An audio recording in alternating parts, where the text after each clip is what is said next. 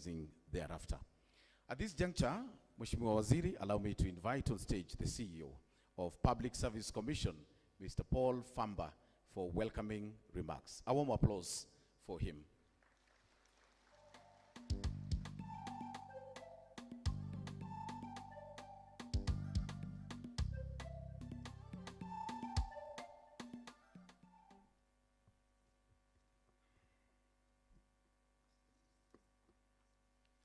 Our chief guest for today, Honorable Geoffrey Ruku, Cabinet Secretary, Minister of Public Service, Human Capital Development and Special Programs, the Vice Chair of the Public Service Commission and the Commissioners present, FCPA Nancy Gadungu, the Auditor General and Chair of the CCIO's caucus, distinguished ladies and gentlemen, good morning. I am pleased to stand before you today and warmly welcome you to this auspicious occasion, the official launch of the Public Service Commission Strategic Plan 2025-2029. Exactly 91 years ago today, on this very date in 1935, a lab in England, a physicist named Robert Watson, Watt, was busy testing a strange new device. He successfully bounced a radio wave off a distant aircraft for the first time. He invented the radar. Think about that, the radar, the ability to see what was coming, the ability to navigate through the fog, through the darkness, through the storms, and know exactly where the obstacles were and where the opportunities lay. Ladies and gentlemen, today we are gathered here to launch our strategic plan 2025-2029 and also unveil our citizen service delivery charter. And just like Watson wants, we are turning on our radar. The world is moving fast. There is economic fog. There is a social change in the darkness. There are challenges on the horizon that we cannot yet see with the naked eye. But today, we are not flying blind. This strategic plan is our radar. It is our ability to see through the uncertainty and navigate towards our goals with precision. It took courage for Watson Watt to trust his technology. It takes courage for us to trust this plan. With you, our key stakeholders as our support system and our partners in the cockpit, I have no doubt we will navigate successfully. Thank you for honoring us with your presence, not just as attendees at a launch, but as partners. We are not just launching a document, we are launching a direction, looking to the horizon. Karibuni sana. Thank you.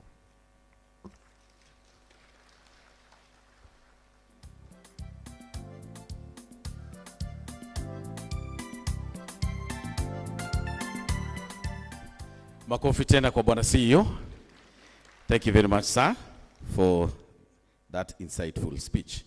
Allow me now, chief guest, to invite Commissioner Dr. Irene Asienga, OGW, who is going to give us an overview of what we expect today. Remember, we are not just launching the service delivery charter, we are also launching the strategic plan. So karibu sana, Commissioner. And Commissioner is going to even project some beautiful things here for us. Karibu sana.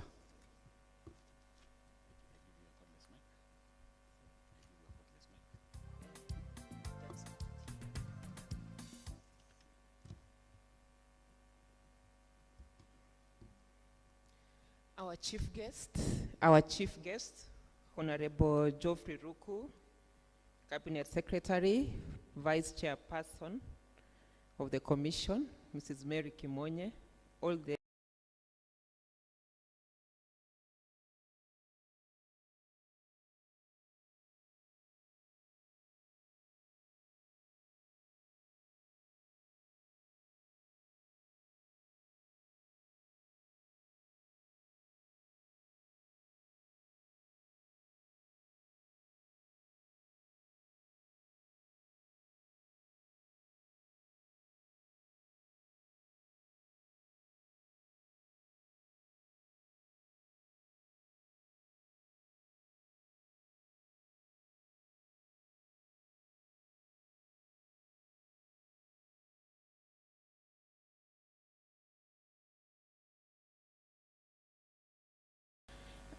where just to see what the strategic plan is all about. So we look at the mandate of the commission. It's very important that we get to understand what we do as the Public Service Commission. Many people do not really know us, but it's an opportunity today to get to know us. So in this particular presentation, we'll also take you through the aspirations of the commission. We'll give you the strategic framework of the strategic plan, as well as the operational framework. We'll give you our priorities. We have some priorities that we are hopeful that we'll accomplish in this strategic plan period. Then, of course, the resource requirements. For us to be able to implement this strategic plan, we need resources. And of course, as a commission, we work with partners, we network, and we collaborate. And then we'll let you know our resource mobilization efforts. Very quickly, we are an independent constitutional commission.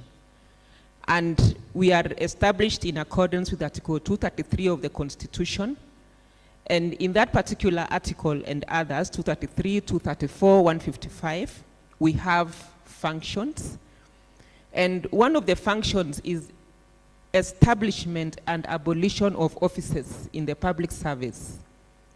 Once we have established our offices, we also appoint persons to hold those offices and also confirm their appointments. We also have a mandate of exercising disciplinary control, and we also remove persons holding or acting in those offices.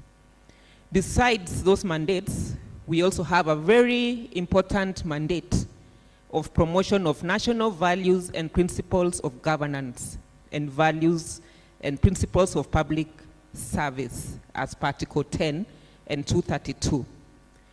We also have a mandate of ensuring that the public service is efficient and effective. And being the HR arm of the government, we have a mandate of developing human resources in the public service. Besides, we also review and make recommendations in respect of conditions of service, the code of conduct, and qualifications of officers in the public service. We also have a very important role that links us up with the county governments, where we hear and determine appeals in respect of county government public service, and we've been working with the county public service boards. We also perform many other functions given by the different legislations. And one other function is that we handle petitions for the removal of director of public prosecutions. And we recommend appointment of a tribunal to investigate complaints, and this is under Article 158. It's also our role to protect officers against victimization and discrimination while discharging their duties in accordance with Article 236. We also nominate persons. We have representatives as Public Service Commission in the Judicial Service Commission and Salaries and Remuneration Commission.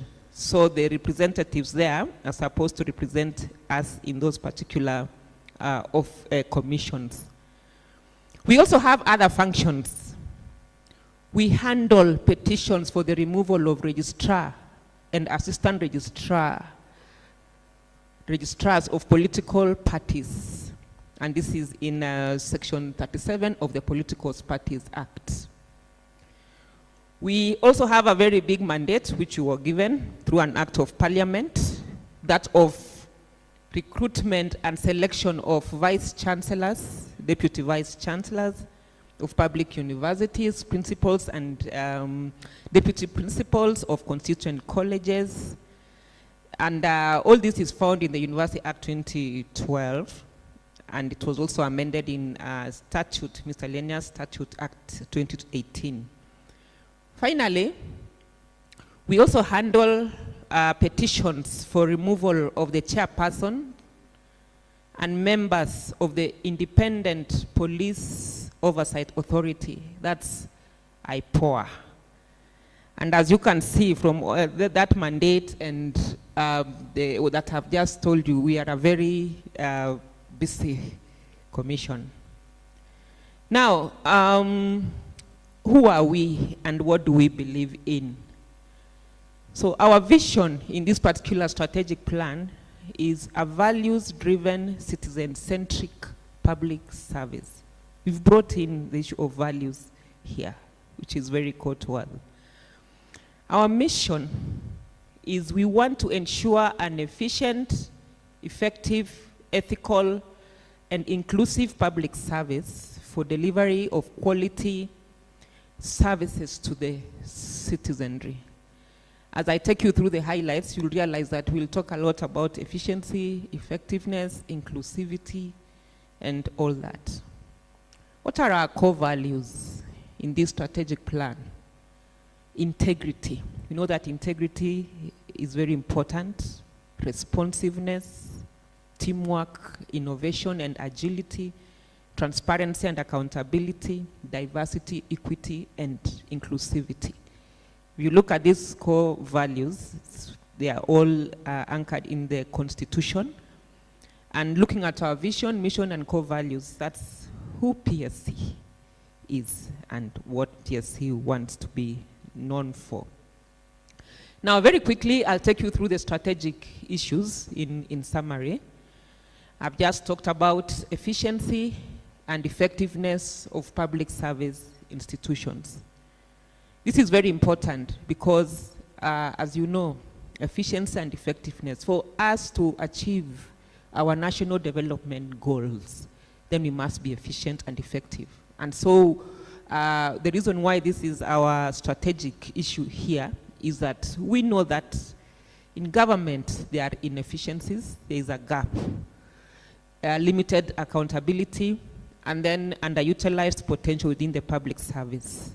So given that the public service faces these challenges, so we have this strategic issue where we want to ensure that there will be efficiency and effectiveness in the public service institutions. Our other strategic issue is public servants' commitment to service delivery. It's all about service delivery. In public service, we work for the citizens. And looking at governance, you know, we want to ensure that there is commitment from public servants to deliver timely, ethical, and citizen-centered services. And so here, we will develop strong policy frameworks just to ensure that this gap of probably where there is no commitment is addressed. And so we are committed to making sure that public servants are committed to service delivery. Number 3 is what we talked about. You looked at our vision, where we are saying we are a values-driven, citizen-centric public service. So on that note also, it's our strategic issue. And we are saying values, we want to see values and ethics in the public service. And so I can't belabor this because, you know, if you stick to the values at code 10 and 32, then everything else that you want to do in the public service will actually come into place. And for us to gain trust, there's a word called trust. Ethical leadership and integrity is what will actually form the foundation of a responsive and trusted public service. But then you see, all the time we get to hear about unethical practices, lack of accountability, and widespread corruption within the public sector. But if we were to all promote values and ethics, then we would not hear about unethical practices and corruption. And so we are determined to promote values and ethics in the public service so that at least we can serve our citizens. Then the other strategic issue is compliance with laws, regulations, policies, and guidelines. And for us to deliver on this, then we have to comply with the established laws and regulations. So we have observed that there are gaps in compliance, inconsistencies in interpretation, and inadequate implementation. So they're just gathering dust. You know, we have these regulations and laws, but they are gathering dust somewhere. So we are determined to make sure that everything that has been set down for us in terms of the laws, regulations, policies are complied to. Because if we don't do that, then what we are talking about of promoting efficiency and effectiveness, of course, will not happen. And it will undermine our strategy of promoting efficiency, accountability, and we will lose trust from the state institutions. Then finally, the strategic issue number 5 is the institutional efficiency and effectiveness. This is inward looking. This is now about us as a public service commission. And as a commission, we know we have some weaknesses that may actually compromise efficiency and impact. For example, these are common problems, staffing levels. We are understaffed, we don't have enough office space, we don't have enough funding, weak technology, communication channels, lack of standardized procedures, skills gaps, career stagnation, and low visibility among citizens. So this is us, and we are committed to addressing these issues so that we can be able to deliver, starting right from us, because we have to lead by example, and also deliver for the entire service, as alluded to in the earlier strategic issues.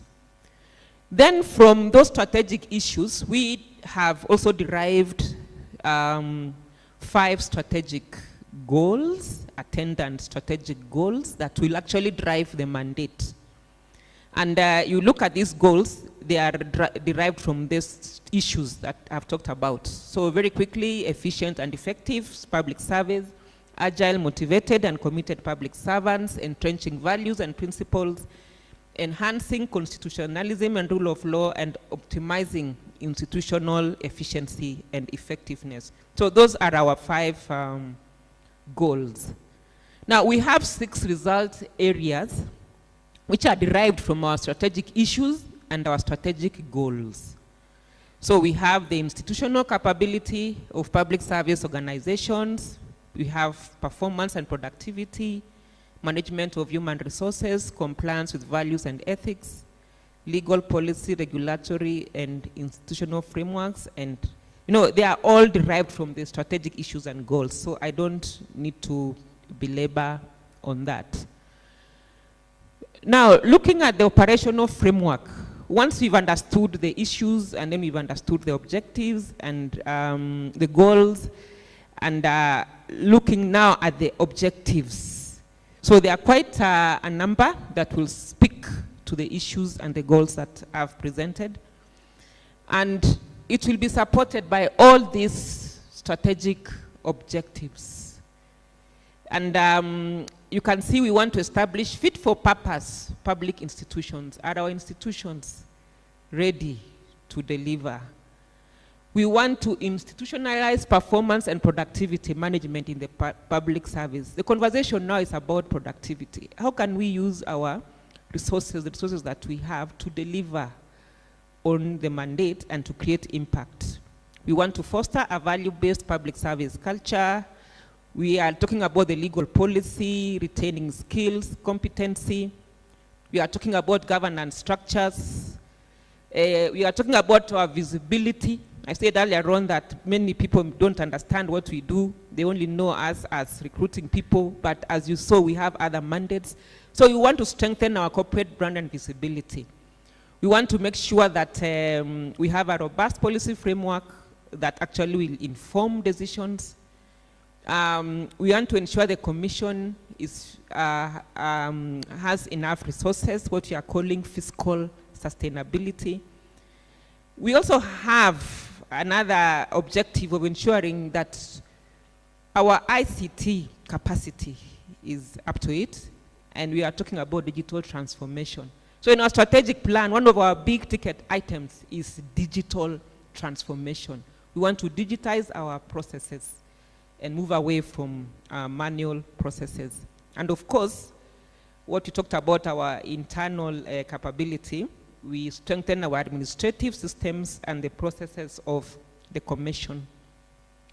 Now, these are just tables explaining what we have just said, how we are linking our KRA's strategic objectives and our strategies. And if you look at the third column that is speaking on establishing fit-for-purpose public institutions and the KRA of institutional capability of public organization, we have our strategies, business process engineering, because here we want to determine anomalies and inefficiencies in the public service. We want to ensure compliance with the approved HR instruments. This is where we'll carry out audits, compliance audits, just to make sure that everything happening, especially as far as our delegated function is concerned, is complied to. And of course, strengthening institutions for MDAs and public universities. This is more of organizational structures, which actually will allow the state institutions to deliver on their respective mandates. So we also have the performance and productivity, where we want to enhance our policies. We want to strengthen our monitoring, evaluation, and reporting so that we can track what the service is doing.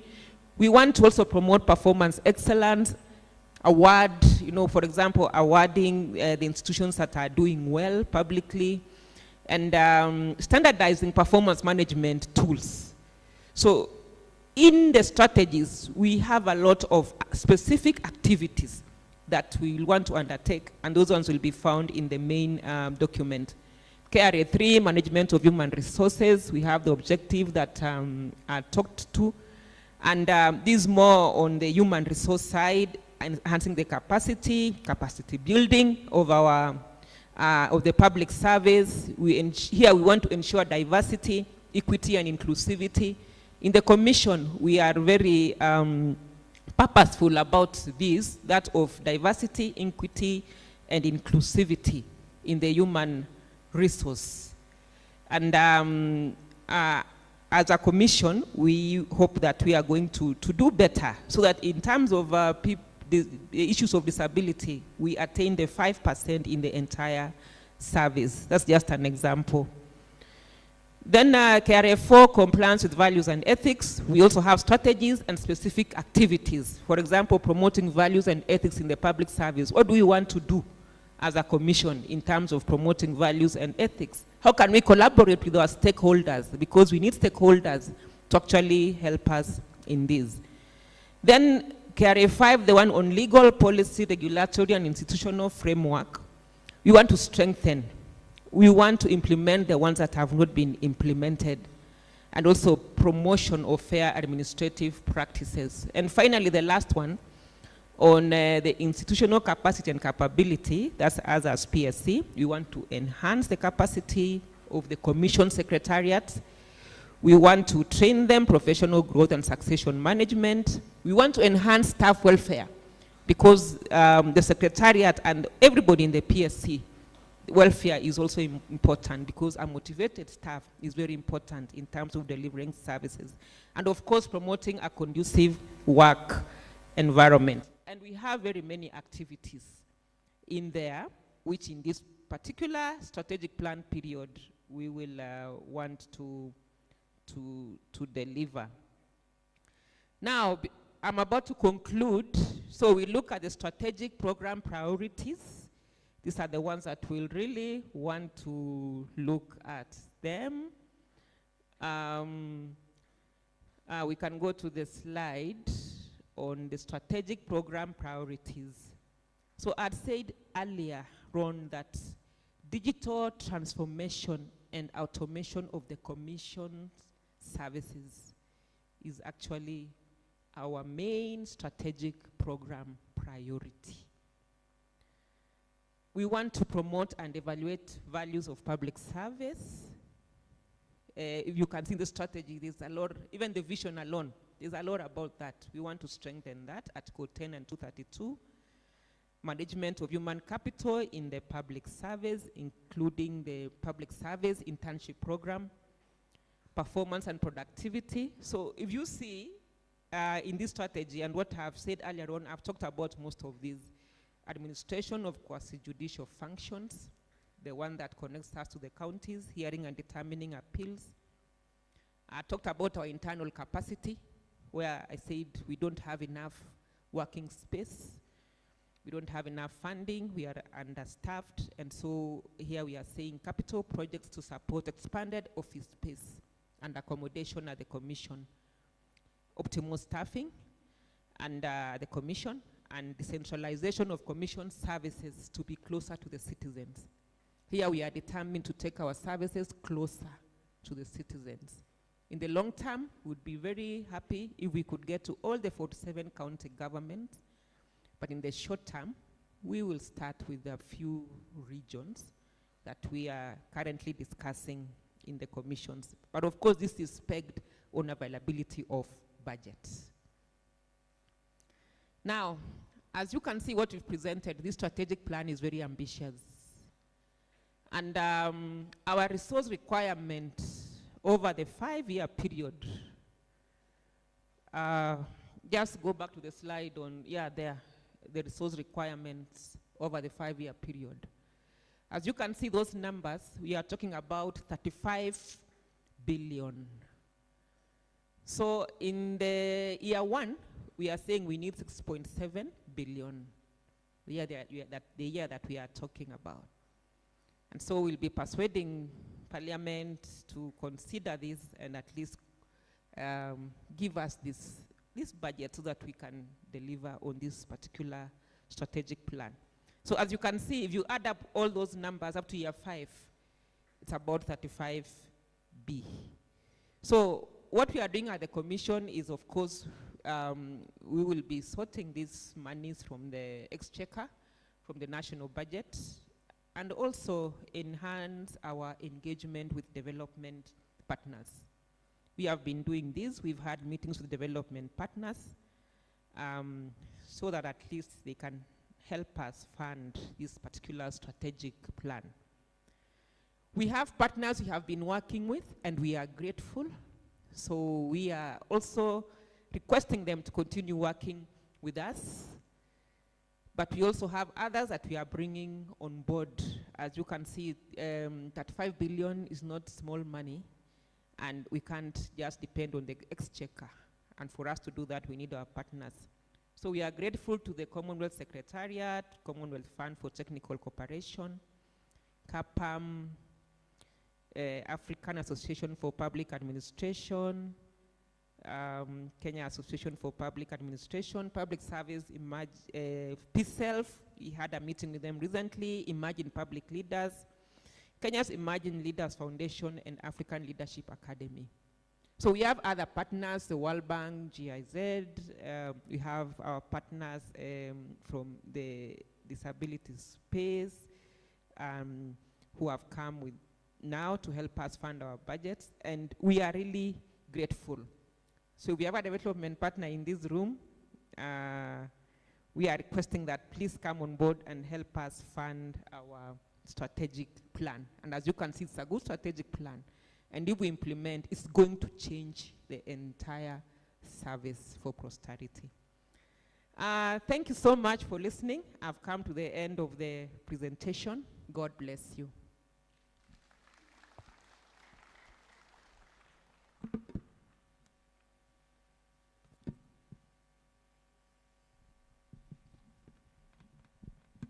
Another round of applause for Commissioner Dr. Irene for that comprehensive, insightful, and powerful presentation. I was looking at the audience all along, and nobody dozed off. You're a perfect communicator. Thank you.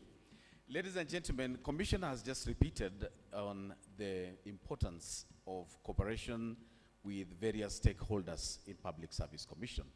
And at this juncture, allow me to invite back the CEO, Public Service Commission, to invite some of them to offer congratulatory messages briefly. But just before that happens, a little consultation. Remember, we are having 2 launches today, like I mentioned. We are having the Service Delivery Charter and the Strategic Plan launch. But for now, CEO. Thank you very much. Thank you very much, Commissioner Irene, for that wonderful presentation. I think now we've been able to bring everyone on speed on where we are with the strategic plan of the Public Service Commission.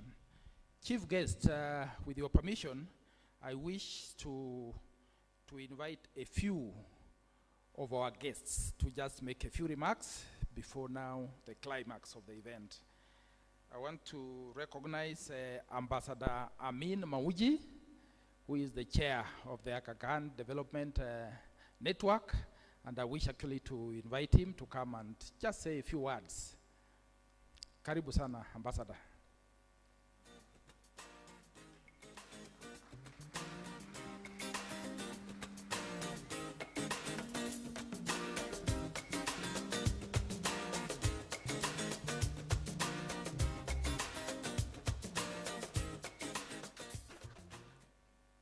Yes, Honorable Ruku, Commissioners, distinguished guests, good morning. It's been some time since I was last in Kenya, but I have to tell you that I am hugely impressed with the scale of change that has taken place in Kenya, but also the scale of ambition. And that's the ambition that I think we see reflected in this strategic plan. It's a robust plan. It's a great strategy. The challenge with all strategies, of course, is in the implementation. And that's always a difficult thing to get right. Having worked as a consultant for many years before I was an ambassador, I know that putting this stuff in practice is not easy. But I am very impressed with the quality of thinking that has gone into this strategy. But I have to also tell you that I'm more impressed with the fact that you have put values and ethics at the heart of this. Sometimes these are empty slogans, but the fact that you have repeated it so many times tells me that it is really part of your thinking that values have to drive whatever you do. So I congratulate you, Commissioners, for having put together, I think, a very impressive strategy. We wish you well, and you should know that there are many external stakeholders who are here to, as well-wishers, to support the work that you do. Thank you.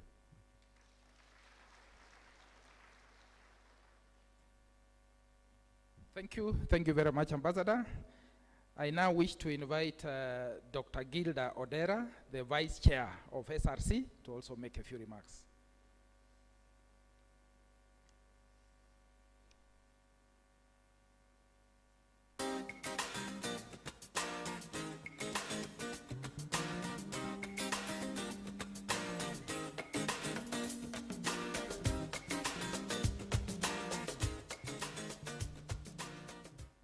Very good morning to you all.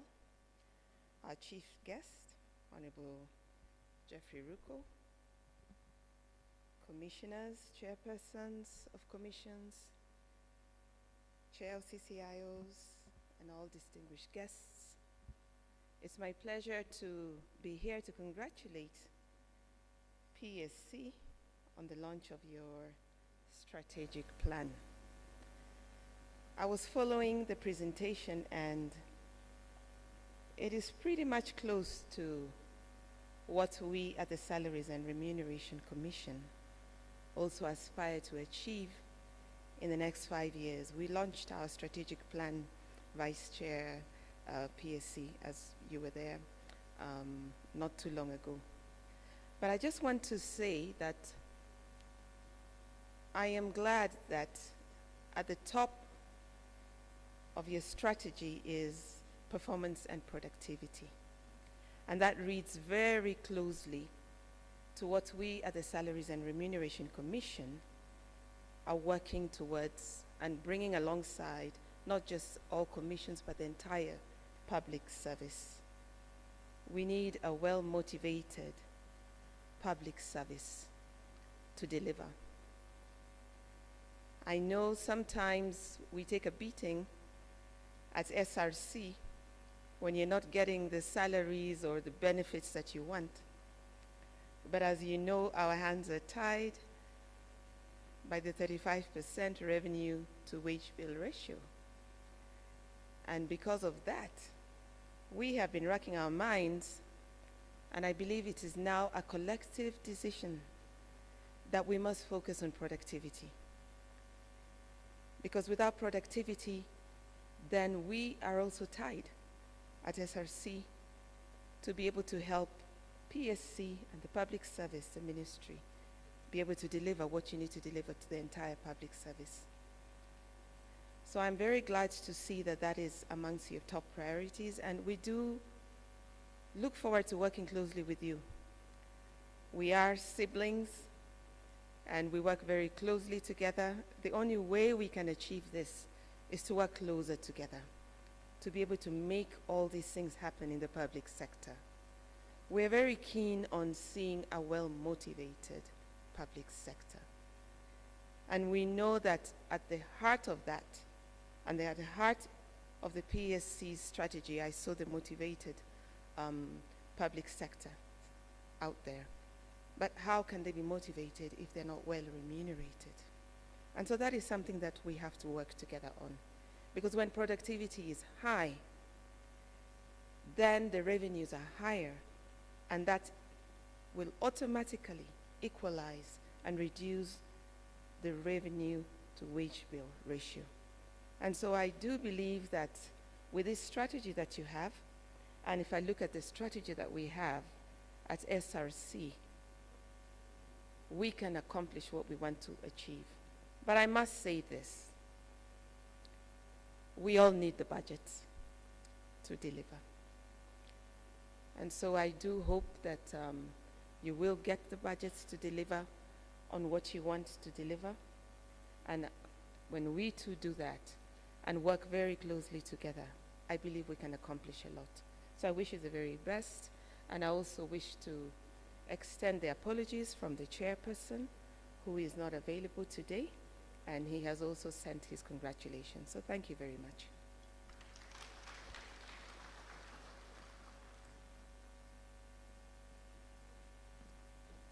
Thank you very much, the Vice Chair of SRC.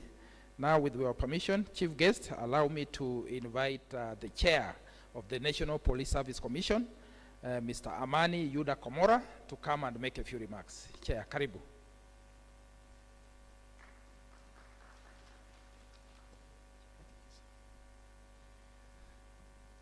Our Chief Guest, the CS for Public Service, Vice Chair of the Public Service Commission, Commissioners, our Chair of the Caucus of Chairs for Constitutional Commissions and Independent Offices, distinguished guests, ladies and gentlemen, habari zenu. I will try to be very brief. One, on behalf of the National Police Service Commission, we wish to extend our hearty congratulations to you, our sister commission, Public Service Commission, on the launch of your strategy for the next 5 years. Listening through what you have articulated, actually it's a very succinct, very clear strategic intentions, which we believe, if well implemented, then will push the public service from where we are to where we desire to be. I happen to be privileged to have served in SRC and now National Police Service Commission, where the debate on productivity, no doubt, that's the direction to go. I also want to point out that as an employing commission, the Constitution, Waziri, has 5 employing constitutional commissions: the Public Service Commission, the National Police Service Commission, Teacher Service Commission, Parliamentary Service Commission, Judicial Service Commission, all bestowed with very critical mandates of supporting delivery of mandates within our respective spaces. We know that we can't deliver individually, and therefore the need for collaborative working cannot be overemphasized. I'm also glad that we are doing our strategic plan. I'm glad that I made it here, and I also requested my commissioners to come along. We are, Waziri, I can see the CEO and some of my colleagues from NPSC. We are concluding our strategic plan, and indeed it's an opportunity to reflect on some of the strategies. I've even seen 1 or 2 things that I think when we retreat, tuta amend kidogo so that we become sharper and more focused before we call you, we request you, ukipata nafasi, ndugu waziri, ukuje ufanye another launch, just like we witnessed the one for SRC a couple of weeks ago. So all that we are wishing you is success, and every success in ensuring that you deliver on the mandates using these strategies that you've set out and you have articulated very well through Commissioner Irene Asienga. May God bless us all. Best wishes. Thank you. Another round of applause for the chair of the National Police Service Commission. Now, chief guests, with your permission, then allow me to invite to the stage FCPA Nancy Kadungu, the Auditor General and the chair of the CCIO's caucus, to come and make her remarks. Karibu sana.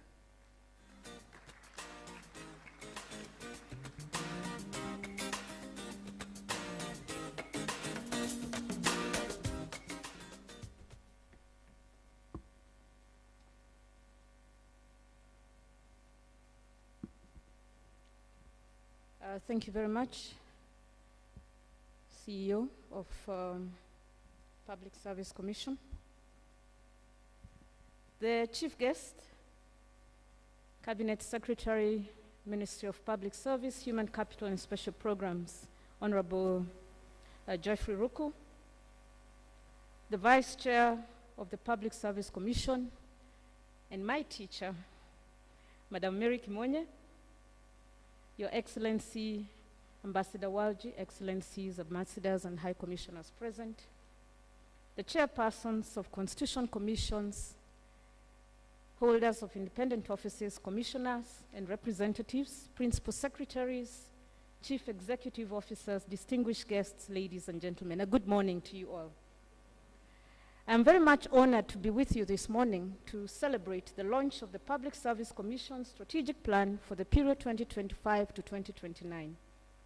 I extend my congratulations to the Commission for the delivery of the strategic plan, which will guide you for 5 years in delivering on your mandate as required by Article 234 and Chapter 15 of the Constitution of Kenya. Honorable Chief Guest, the African Development Agenda 2063 and the Sustainable Development Goal number 8 aim at achieving a high standard of living, quality of life, and well-being for all citizens through decent work. For this to be achieved, public service must have in place productive employment, equal pay for work of equal value, and safe working environments for employees. The Public Service Commission, which is one of the largest employers in Kenya, plays a critical role in ensuring that citizens receive quality public services in an efficient and timely manner by bringing on board skilled and professional human capital in public service entities, with an emphasis on skilled and professionalism as core to delivery of sustainable development and quality services to our nation. Successful implementation of the strategic plan that we are launching today, therefore, will require the engagement of all public officers who have a role to play in ensuring a values-driven, citizen-centric public service. A public service that continuously and consistently upholds the values and principles of public service as required by Article 232 of our supreme law, the Constitution of Kenya. A public service that is professional, responsive to the needs of the people, inclusive, and accountable for administrative actions in the use and management of public resources. Honorable Chief Guest, ladies and gentlemen, human resource and governance issues or challenges have on various occasions been negatively impacting on meaningful development and quality service delivery. Indeed, Constitution Commissions and independent offices have continuously flagged out challenges and weaknesses, including non-compliance with laws, regulations, guidelines, and policies that govern public service entities, lack of continuous upskilling and reskilling of public officers to enable appropriate responses to the changing environment and the changing demands by citizens, which has had a ripple effect in the management of resources, delivery of services, and trust and confidence by citizens on public service and public services. Audits conducted by my office have identified some cross-cutting issues on non-compliance and inefficiencies in human resource management, which include lack of or incomplete employment records, unmatched skills to roles and responsibilities, unsupported payments of salaries and allowances, and I'm glad SRC is represented here because that has been a major issue, manipulation of payroll data, overstaffing, leading to overlapping or duplicated roles and responsibilities within public sector entities, and of course, the discussions that we've had as a nation on wage bill above the threshold of 35%, amongst other issues. And further, and as I had indicated earlier, the public sector has a challenge in bridging its skills gaps, managing performance, and addressing ethical and transparent leadership practices. The challenges, weaknesses, and deficiencies need to be addressed comprehensively and conclusively for positive and continuous improvements. The Commission therefore plays an important role not only when public officers are in service, but also when staff exit the service. And this is by ensuring that public officers transition smoothly to the next phase of their lives by receiving their retirement packages to ensure that they continue to enjoy quality of life as senior citizens of our nation in appreciation for their years of service. Honorable Chief Guests, ladies and gentlemen, the Public Service Commission has embraced the use of digital solutions to streamline human resource management, a crucial step in promoting transparency and reducing corruption risks within the public service. As constitutional commissions and independent offices, in addition to the objects of commissions and independent offices as mandated by Article 249 of the Constitution, which are to protect the sovereignty of the people, to secure the observance by all state organs of democratic values and principles, and to promote constitutionalism, we separately and collectively are critical pillars in the national integrity system, where we are required to combat and prevent corruption, to oversight on sound financial management, and to guide on an ethical, accountable, and transparent public service that supports economic growth and creation of jobs and other forms of gainful employment, assuring on social development. The launch of the Public Service Strategic Plan for 2025-2029 has come at an opportune time when the government is focusing on delivery of services to the people through various development programs and projects like affordable housing, access to universal medical services, and education reforms, among other initiatives, which will require a skilled, committed, and engaged public service that continuously delivers efficiently and effectively, that complies with the laws, regulations, and guidelines, and a public service that upholds our national values and ethics as expounded in the 5 priority areas in the strategic plan for the Public Service Commission moving forward. The implementation of performance management contracts with measurable targets for public officials will, to a great extent, support the successful implementation of the strategic plan. Honorable Chief Guest, as I conclude, I reiterate the importance of this launch and applaud the efforts that have contributed to developing the Public Service Commission Strategic Plan 2025-2029. On behalf of the Constitutional Commissions and independent offices, I pledge our support to the Public Service Commission in enhancing impactful delivery of public services. Congratulations, and I wish you all the best. I thank you.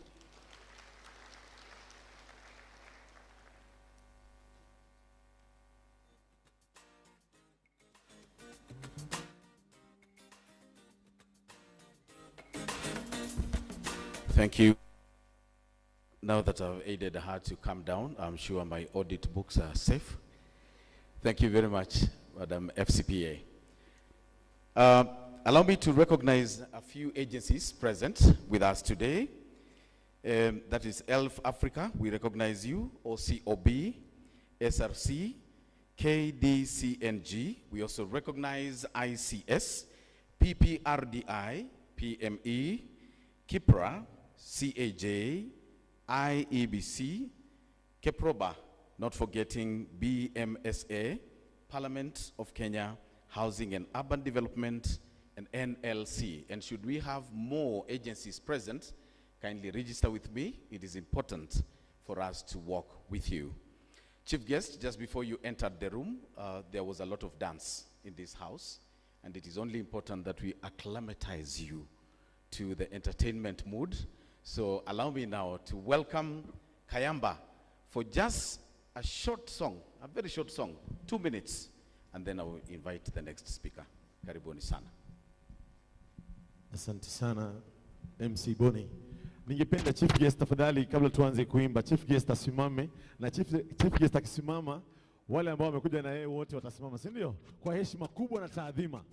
Tusimame. This one is called Mwanamberi. Ningeomba tu tukuje tu hapa mbele ni kuoneshe style mbili. Only 2 styles. One ni mabega, the next one ni mguu kufanya tu hivi. Si ni sawa hivyo? Sasa akikuja si mnamzindikisha. Tafadhali tu mnamzindikisha tu. Thank you so much. Asante. Hata ladies. Mabega, alafu kama uwezi inua unafanya tu mguu pole pole hivi. Welcome. Kayamba, let's go. So we go. Slowly, usivunjike sana. Yes. Hata kama umekaa chini unataka kudansa unasoma tu. Ambimulole makusundangari seba. Ongeza mabega, ongeza mabega. Ambimulole makusundangari seba. Amadubo. Ambimulole makusundangari seba. Amadubo. Ambimulole makusundangari seba. Siriya. Siriya. Siriya. Siriya. Wapi vigelegele chief guest? Siriya. Zunguka kidogo. Mwanamberi bayaye. Bayaye wo. Piga makofi kidogo. Mwanamberi bayaye. Bayaye wo. Twende chini. Mwana wa mbeli ndeshe kwero. We are going down kidogo. Chini kidogo. Mwana wa mbeli ndeshe kwero. O mwana mbeli ndeshe kwero. Sioni makofi. O mwana wa mbeli. O mwana wa mbeli ndeshe kwero. Step number 3. O mwana mbeli. Ayaye, oh mwana wa mbeli. Oh mwana. Tunaenda mbele kidogo. Kenya kutinyura, musala kele barabandi. Kenya kutinyura. Weka maringo. Kenya kutinyura. Upande ile. Kenya kutinyura. Upande ile. Twende. Kenya kutinyura. Tunarudi hivi. Mwana wa mbeli. Huko. Mwana wa mbeli ndeshe kwero. Twende. Mwana wa mbeli. Mwana wa mbeli Rudi river kwero. Mwana wa mbeli kumukumuiha. Mwana wa mbeli ndeshe kwero. Shakilia kidogo. Mwana wa mbeli. Asante sana, thank you. Mwana wa mbeli ndeshe kwero. Asante sana. Vigelegele kidogo tafadhali. Asante. Thank you. Na mimi nauliza kwa kudance, waziri ni fire si fire? Ni noma si noma? Waziri, I have taken a list of those who clapped for you for salary increment. I will see you in the office later. Allow me now, with all humility, to invite on stage Madam Mary Kimonye, CBS, the Vice Chairperson of Public Service Commission, who will thereafter invite the chief guest to speak. And as she comes, allow me also to recognize the presence of IPOA, led by the Vice Chairperson. Karibuni sana. Tumkaribishe kwa makofi.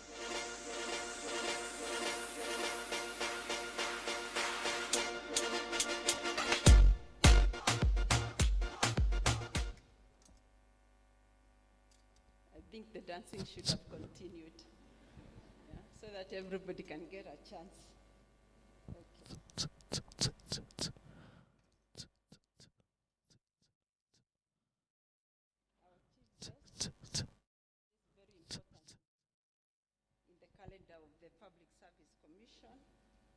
Honorable Geoffrey Kiringa Ruku, Cabinet Secretary for Public Service, Human Capital Development, and Special Programs.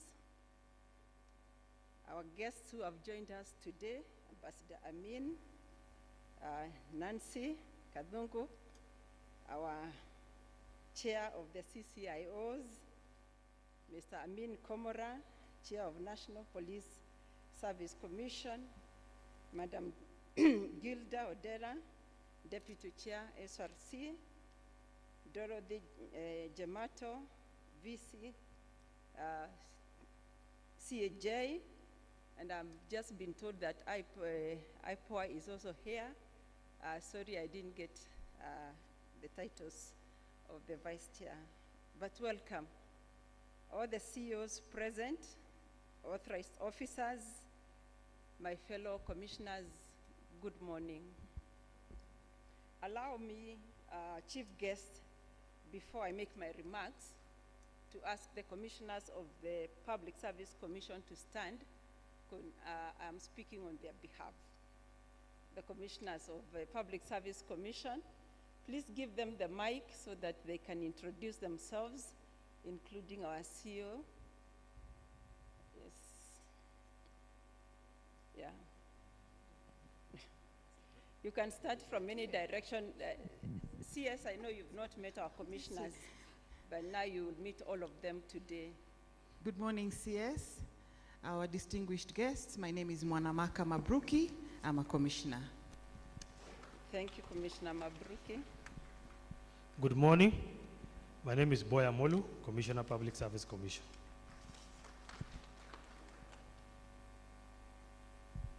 Good morning, everybody. I'm Dr. Francis Owino, Commissioner Public Service Commission. Good morning, everyone. I'm Harun Hassan, Commissioner, and the shortest man in that house. Good morning, CS and everyone. My name is Joanne Machayo, Commissioner. Good morning. My name is Irina Sienga, Commissioner. So,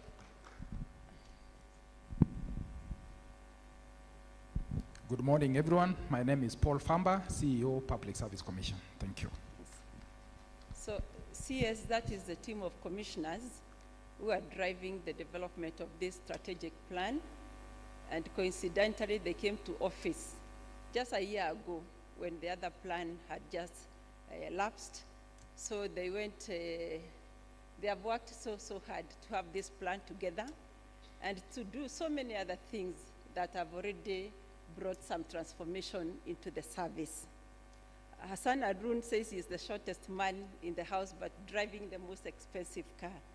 In the commission, we call it is Lamborghini, and he's very proud of it. So Hassan, today you look tall. You are not short at all today. So thank you very much. Allow me to start by thanking our guests, and especially those who have spoken here, because of the wise counsel that you've given us. I have noted from all the speakers, something has been said about how we will collaborate to make the public service better.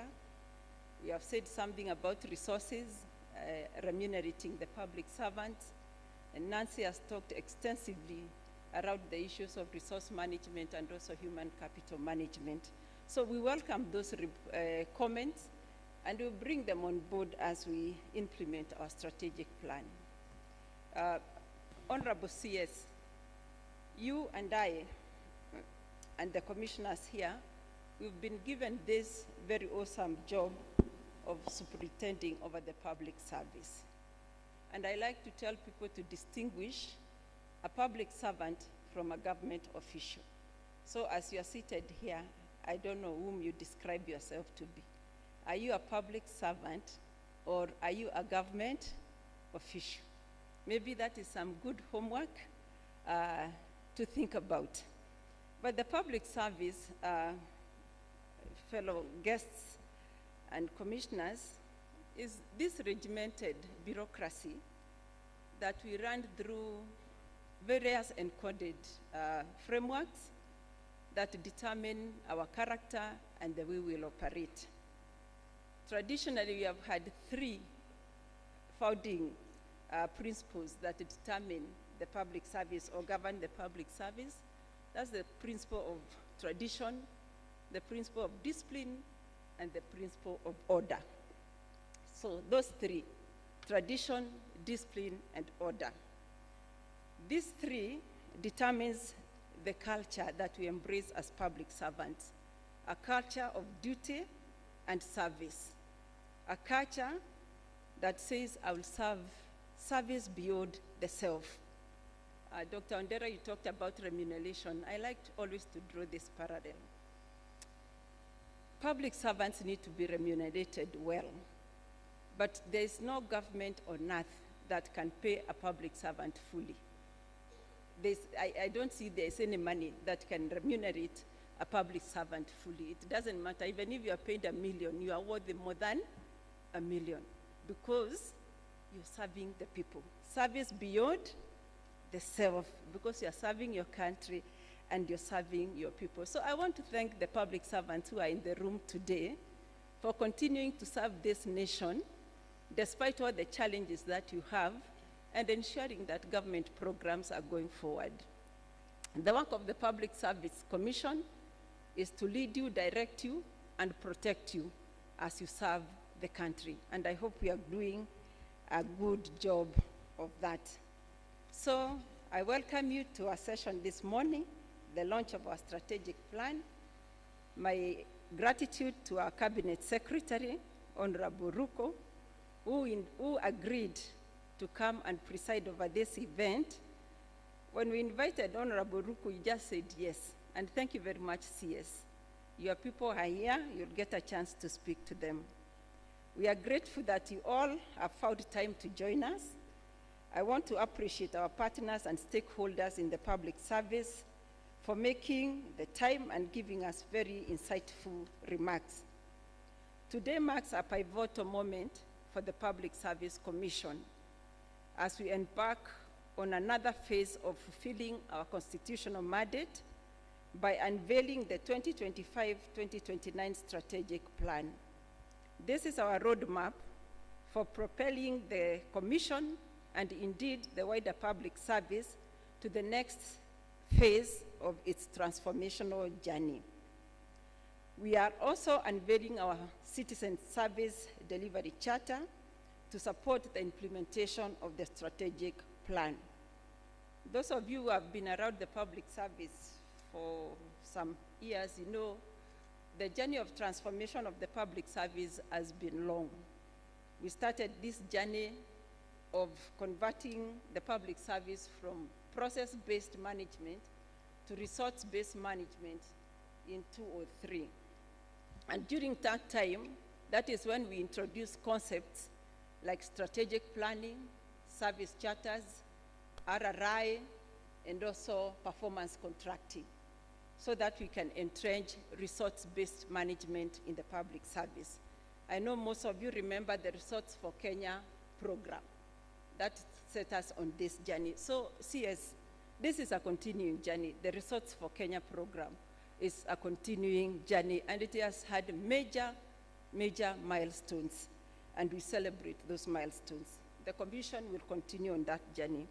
As the oldest commission, the Public Service Commission was for many years after its founding by the colonial government in 1954, the sole employer of public servants. In the post-independence years, it continued to fulfill its primary role of recruiting for the then civil service. As time passed, the local authorities, teachers, and judiciary began hiring their own staff separately in accordance to specific statutes. However, the civil service remained under the Commission's purview, while semi-autonomous government agencies and the state corporations were granted the authority to manage their own staff through their respective boards. After the promulgation of the Constitution 2010, the Commission's powers and responsibilities were significantly expanded under Article 233. This expansion broadened the Commission's scope to include oversight of human resources, not only within the civil service, but throughout the entire service, as defined under Article 233. The Commission's expanded mandate included areas such as establishment and abolition of offices, and all the functions that my colleague Irene identified here.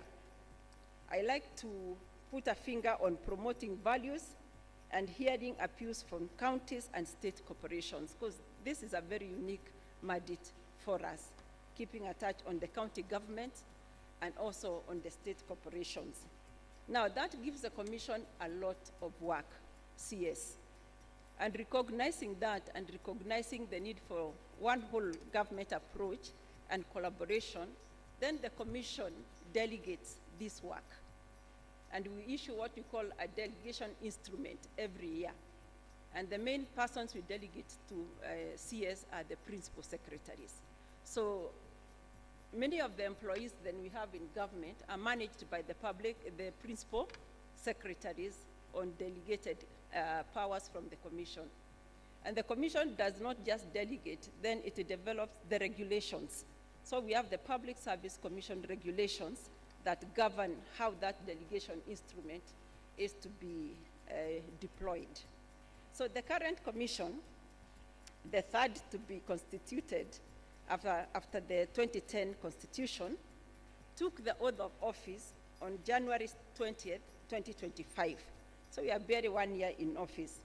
The first and second commissions each had a distinct strategic focus during their 6-year tenures. The first commission's strategy focused on establishing new structures and equipping the commission to execute its expanded mandate.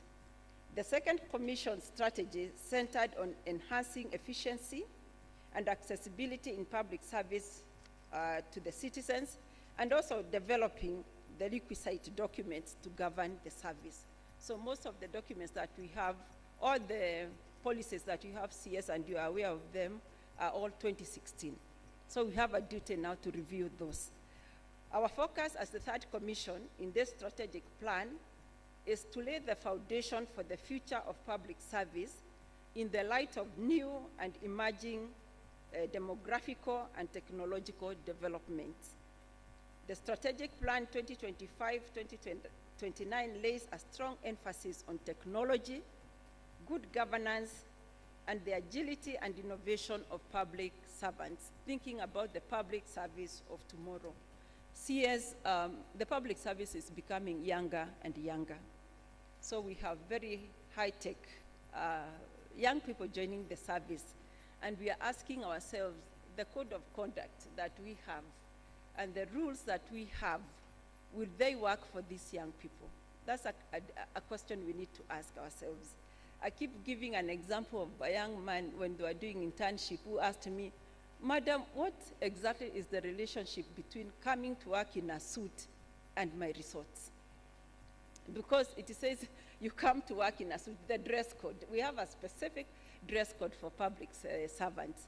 And this young man cannot draw the relationship between wearing a suit and results. And then the other, he asked, you know, Madam, me, I'm not a morning person. I prefer working at night. I'm not a morning person. So how can you include me in the public service? Because I work better at night. And you know them, isn't it? The young people, they prefer to work on their gadgets, sometimes off, and even working, bringing coffee to the desk, walking around, interesting behaviors, but they need to be included in the public service. The culture is changing. So the public service of tomorrow, CS, you have the duty to lead us in thinking towards the public service of tomorrow, so that the Gen Z and Gen Alpha can be comfortable working for the public service. So the shifting landscape of work dynamics, driven by generational characteristics, among them the characteristics of Gen Z and Gen Alpha, poses new challenges for the public service in Kenya. The skills mix and etiquette of the public service inherited from the colonial government may not be conducive to drawing out the best of the young people entering the workforce. So we have a difficult duty there to redefine the public service. Rapidly advancing technologies such as artificial intelligence, the Internet of Things, and machine learning will significantly affect the quality and efficiency of public service delivery systems. As governments worldwide shift towards state-led development models, there is growing pressure to ensure efficient, effective public services that do not hinder economic growth and social transformation. The public service must lay the groundwork for a thriving private sector by creating jobs and generating additional revenue. However, can the public service of today be that transformational and meet these demands? That is, can it be agile and innovative, highly digitized and automated, accommodating intergenerational cadres, adaptable to resource constraints while remaining efficient, providing a conducive work environment, or a leader in development and a steady foundation for private sector actors? As a commission, we shall continue to support the government's efforts to prepare public servants to navigate evolving work dynamics and embrace change. We will remain resilient and steadfast in our support for this shift towards a public service driven by values and prioritizing the needs and expectations of a citizenry that is becoming more demanding and more discerning. Our focus will be to promote and instill the values of public service and good governance, which will lead to improved performance, productivity, efficiency, and effectiveness. The successful implementation of this strategic plan depends on the support and cooperation of all our partners and stakeholders, as well as teamwork of our Public Service Commission staff. And I thank again the stakeholders who have committed to support us in this journey. This commission relies on the support of all MDAs to provide effective and efficient services to citizens. Without their support, we may not succeed. We will be depending on the support and goodwill of our Cabinet Secretary in this respect. The Citizen Service Delivery Charter we are unveiling will play a crucial role in implementing the strategic plan. Through the charter, we have outlined how we will engage with our customers at every service point. We have set customer expectations, demonstrated accountability, and defined our service standards and delivery timelines. Moving forward, our vision is a values-driven, citizen-centric public service. I therefore appeal to all of us as servants of the people of Kenya to always put the people's interest first in everything that we do. Nancy has enumerated the overarching mandates of constitutional commissions: sovereignty of the people, adherence to democratic principles, and constitutionalism.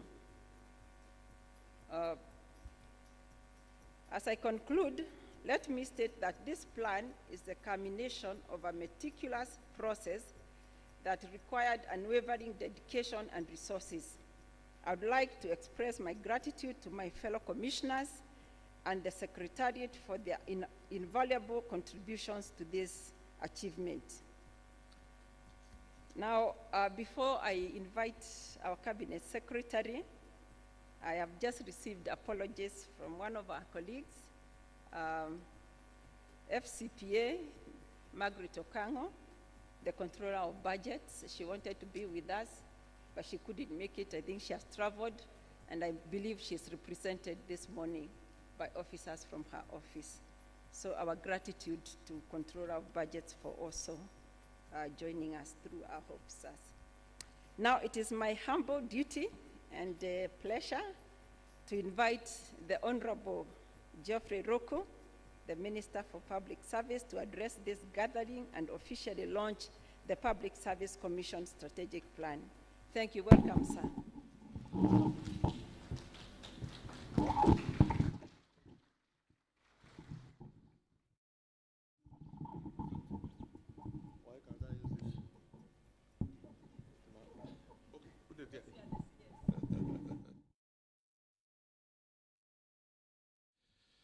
Let's all be seated. Good morning.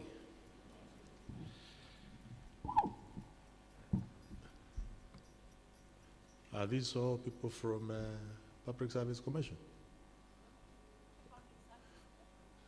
Those who work in the Public Service Commission, the employees, can you stand? Wow. The number is quite big. Okay, thank you. The Vice Chairperson of Public Service Commission, Mrs. Mary Kemonye, the commissioners who are here, the chairperson of different independent constitutional commission, from National Policing Commission to SRC, the CEO of Public Service Commission, Mr. Paul Famba, the directors and ends of HRMD from different MDAs, the very tough and competent lady, the Auditor General, Madam Kadungu,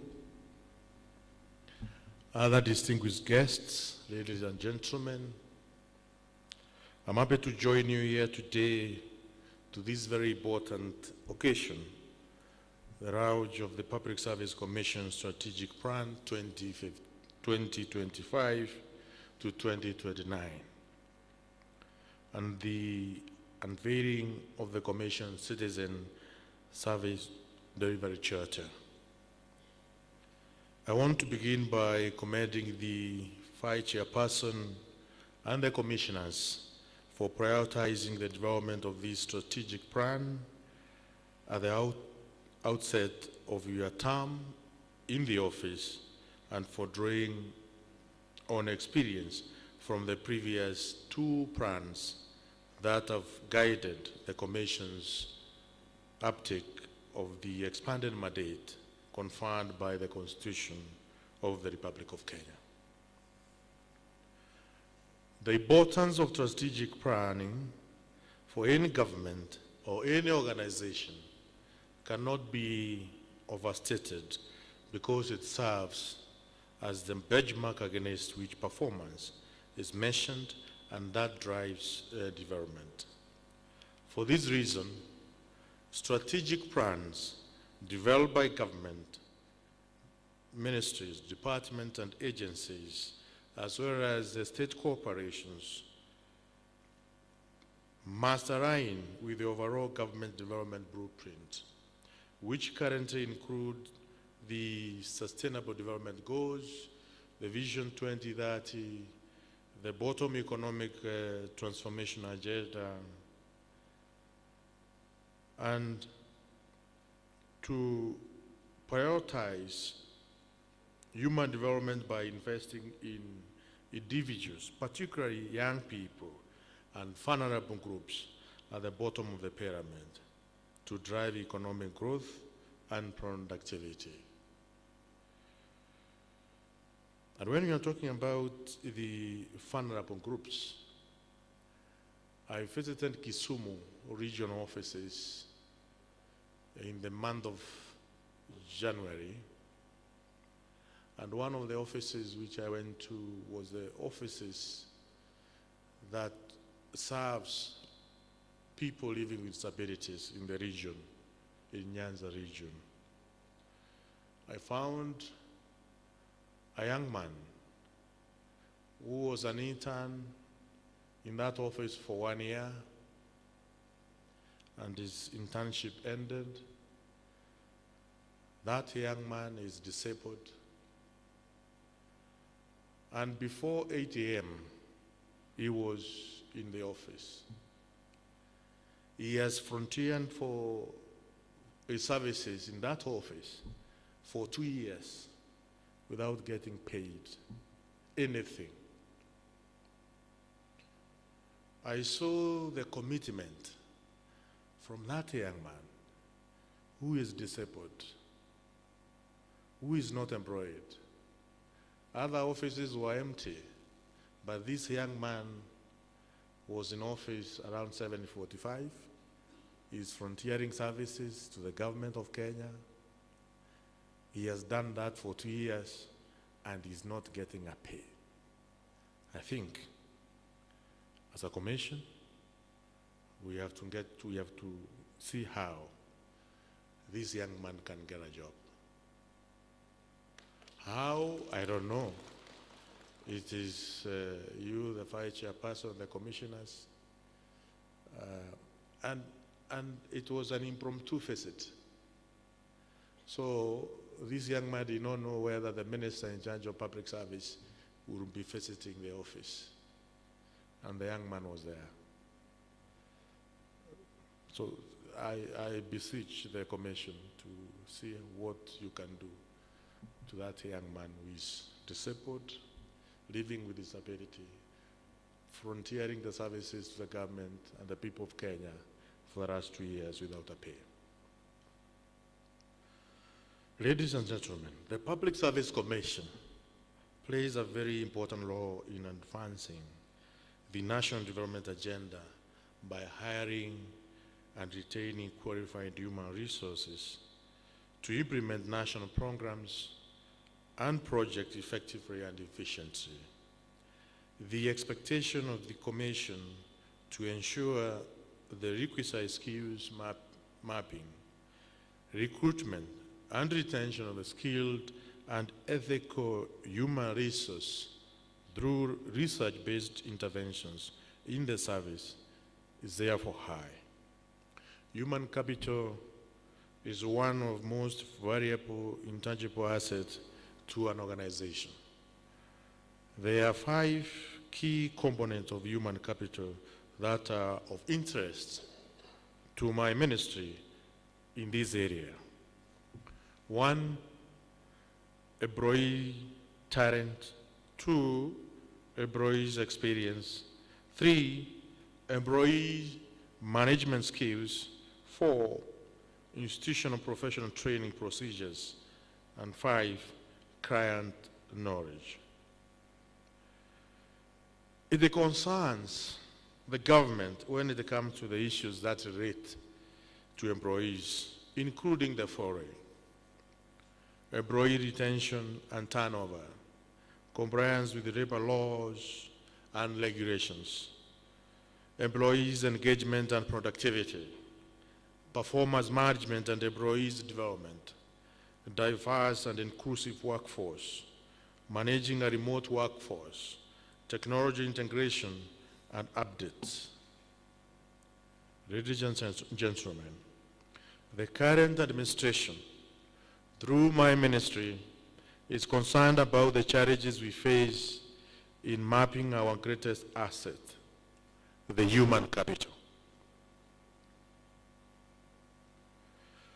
In our view, the most important human capital risk in 2026 are talent shortages, skills gaps, employees burnout, and leadership succession issues. It is my sincere hope that the Commission's Strategic Plan 2025-2029, which we are launching today, will address these issues and serve as a valuable tool to advance the national priorities. Over the years, public servants have been under sharp scrutiny by citizens and civil organizations for their poor conduct and lack of commitment to the values and principles of governance and public service as required by the Constitution. The resulting vices include delay in service to public, corruption, and impunity among public servants, especially the issues of impunity, entitlement within the public service is quite high. For me, as a minister and principal secretaries, we know we serve under the pressure of one person, the President of the Republic of Kenya. But those who are permanent and pensionable, they retire at the age of 60, others at the age of 65. There are some serious levels of entitlement. You remember you're in this office until you retire, and therefore you can come to work at the time you want. You can reply, or you can handle whoever you are serving the way you want. And I have seen in the areas I have been able to face it, all the interns are at their workstation before 8 a.m. I saw it in Mombasa, I saw it in Embu, I saw it in Nakuru, in Nyeri, and in Kisumu. All the young people who this commission have given the jobs in different public offices are at their workstation early enough. But their bosses, most of them, other than Huduma's centers, immigration, and teacher service commission offices, others, over 60–70% are not in the offices at the right time, but the interns are in the offices, are there trying to see whether there's something they can do, but the bosses are not there. It shows the levels of entitlement, levels of impunity among the public servants. We are working on public service transformation. Yes, public service transformation policy, which I'll be doing a presentation to the cabinet committee next week, and later I will do a presentation to the full cabinet within the month of March. I think it's high time as a ministry, as a government, we see whether we can have employees or public servant on contractual basis. You are given a contract of 3 years or 5 years. If you perform properly, you are given another contract of 5 years. If you are not meeting the contractual obligations, you go and look for another job. Because where is the issue of impunity coming from as far as public servants are concerned? The issues of entitlement. We know as a government, as an administration, we have been given a mandate by the people of Kenya for 5 years. We will be seeking further mandate for another 5 years. If the people of Kenya think that we have done what, as an administration, what we promised them, another mandate for 5 years. If not, we go home. Isn't it? Why can it be also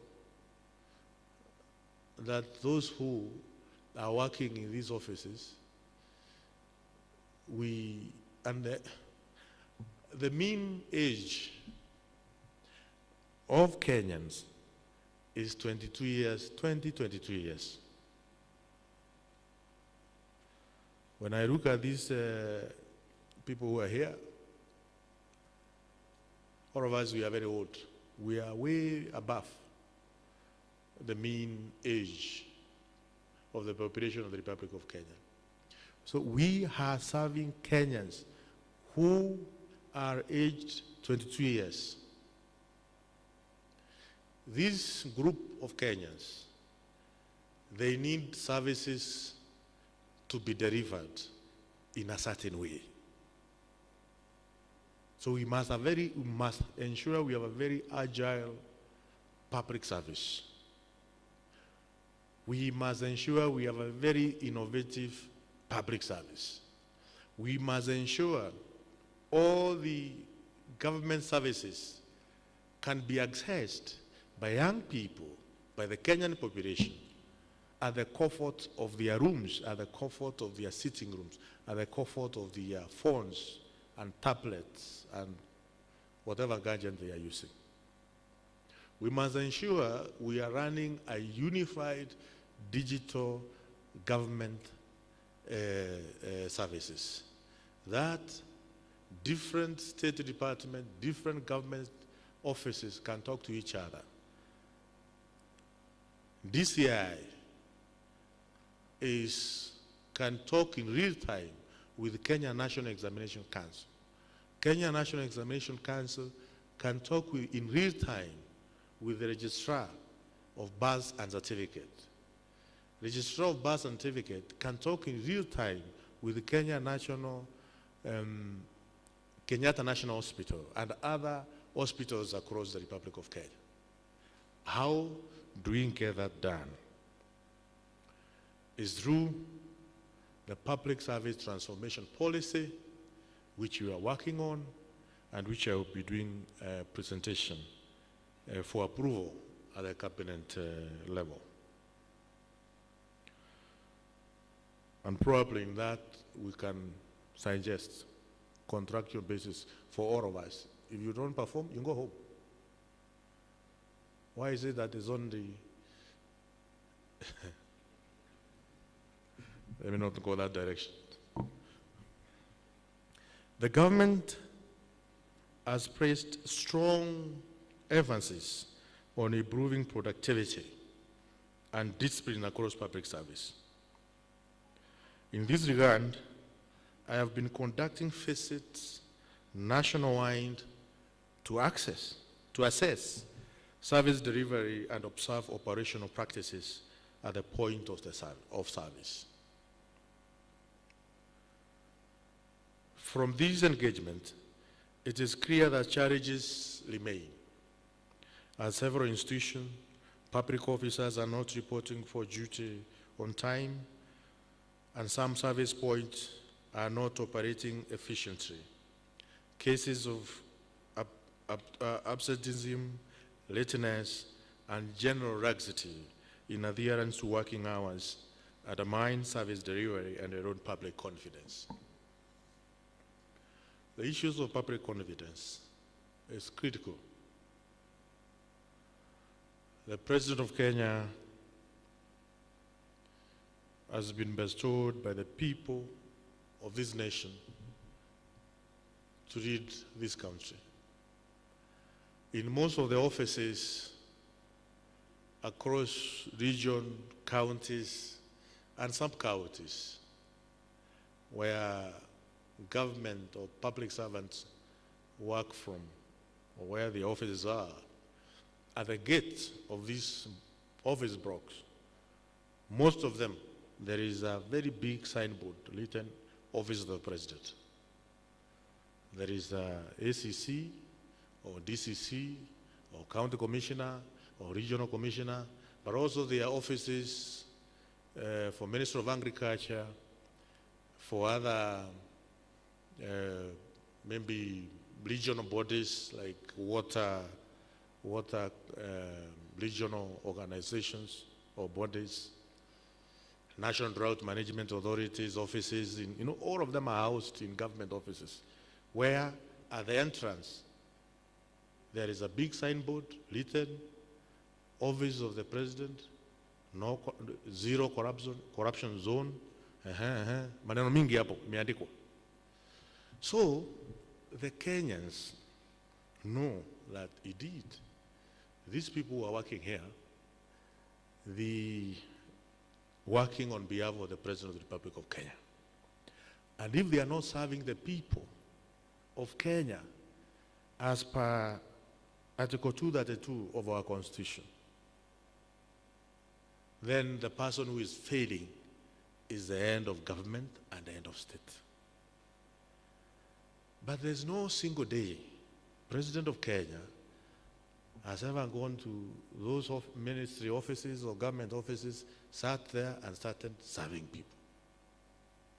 So Kenyans are crucifying one person because of the mistakes, because of laxity, because of impunity, because of corruption of us, the public servants.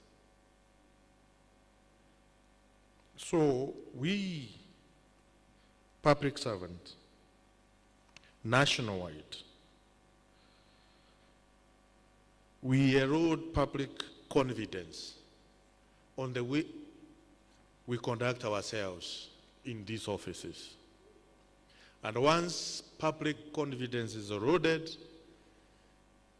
it has net effect, serious effect to the administration and to the end of that administration.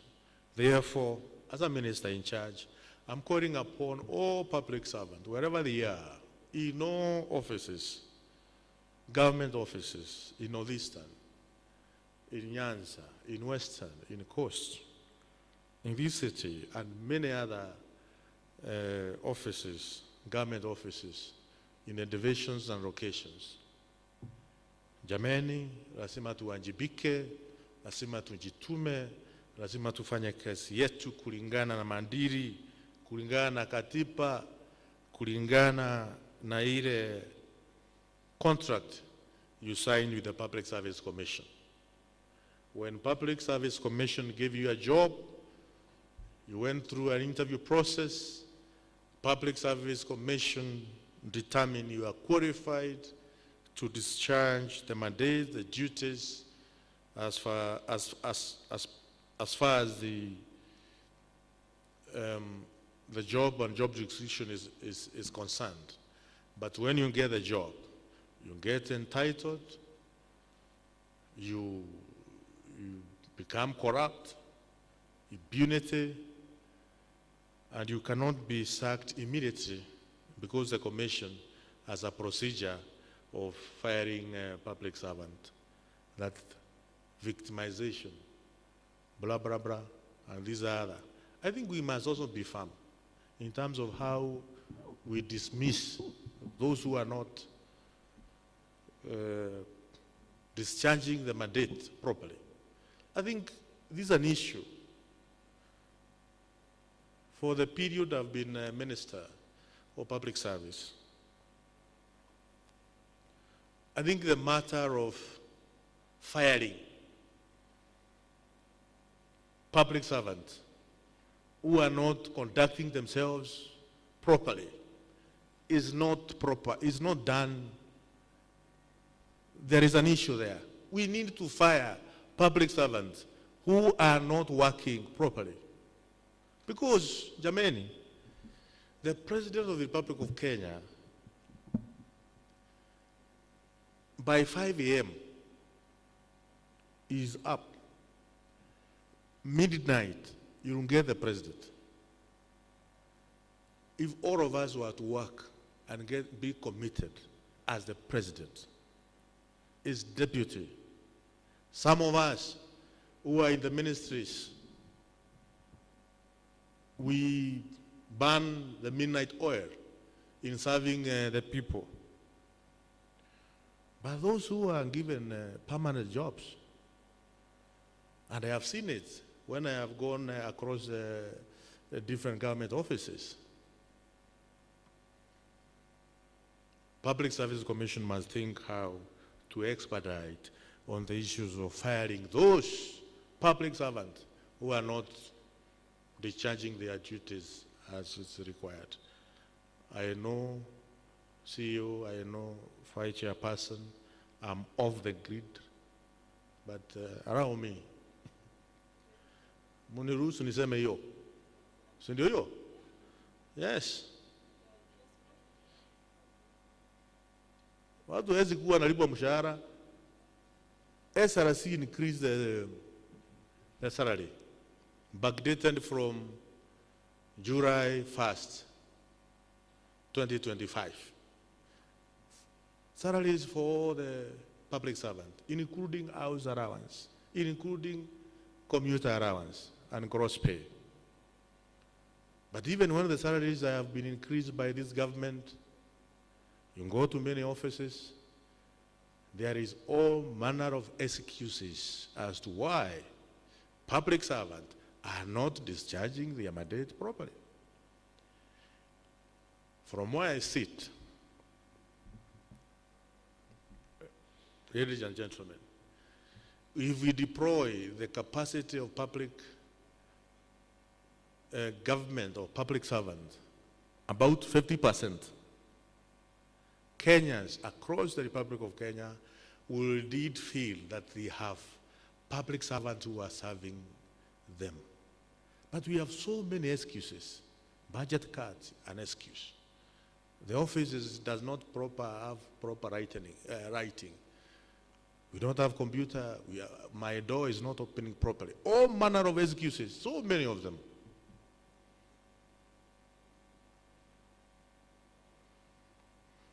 And now those are the excuses which are making public servants to have some other businesses in town. Why were you late? Because he had to go and open his other side hustle somewhere within Nakuru town before going to the office. These are some of the things which we have to do. We have a nation to transform.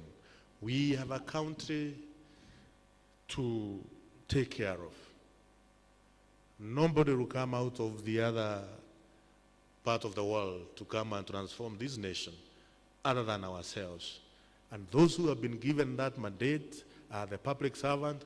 We are lucky to be in our offices. Whether that office is ACC in a division, or a chief in a location, or assistant chief in a sub-location. An extension officer, agricultural officer in, I don't know, in Nyandarua. We must do what we are called for to do as public servants. The Public Service Commission derives its mandate from the Article 234, 232, and 10 of our Constitution, whose purpose is to eradicate, if not reduce, the vices I have just mentioned. As a Constitution Commission, you are expected by Kenyans to fully deliver on this mandate. In this regard, I am pleased that your strategic plan priorities are value-driven, citizen-centric public service. I'm happy also to note that the strategy we are urging today provides structured framework to strengthen this culture of performance over the next 5 years. It outlines 6 key result areas, namely institutional capability of public service, organization, institution performance and productivity, management of human resources, compliance with values and ethics, legal, policy, regulatory, and institutional frameworks, and institutional capacity and capability. These areas are central to improving institutional effectiveness, enhancing productivity, and ensuring efficient and effective service delivery across all public institutions. A key pillar of this transformation is the implementation of Public Service Commission Regulations 2021. These regulations provide a comprehensive framework for managing performance across the public service.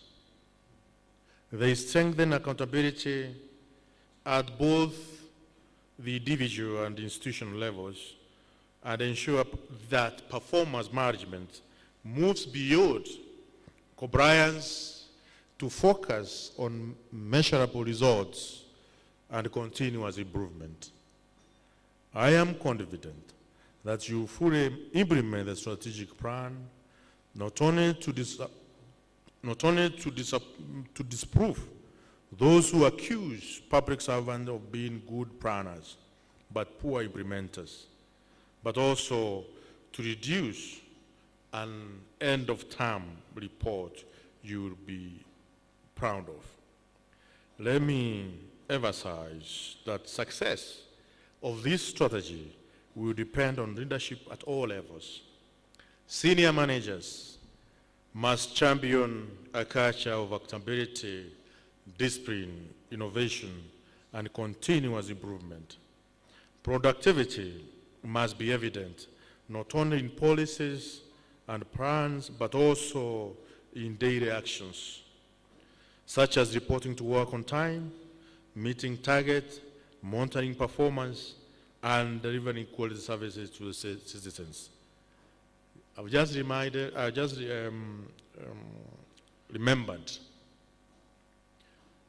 the police, our security officers. Wherever you go, in any corner of the Republic of Kenya, you will not miss policemen at work.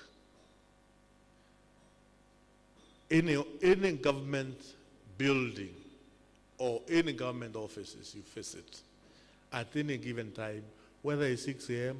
or 5 a.m., you'll find police officers, security at work. Any police station, there are police officers there at any given time of the day. These are men and women who are doing a good job under difficult circumstances to the Republic of Kenya. And therefore, the few elements which may be not serving Kenyans properly within the police service, we cannot condemn our whole service because of one or two people. But the work which police service are doing to this nation is commendable. The doctors and nurses across the Republic of Kenya also are doing a good job, sometimes overwhelmed by the number of people they are serving, and there's the equipment they have, but overall they are doing a good job. This strategic plan is therefore not just a document, it's a call to action.